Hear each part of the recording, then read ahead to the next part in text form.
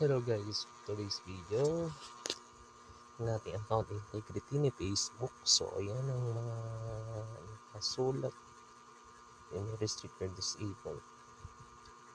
Binidyo ko to kasi na disable yung aking account, ang aking main account.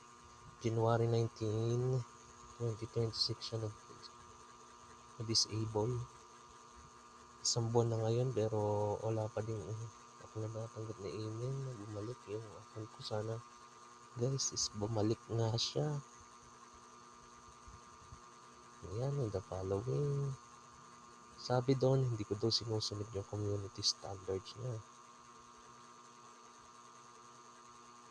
Ito daw ang kasalanan ko. Ang dami ko daw kasi restriction. Account integrity. Sabihin madami yata akong account.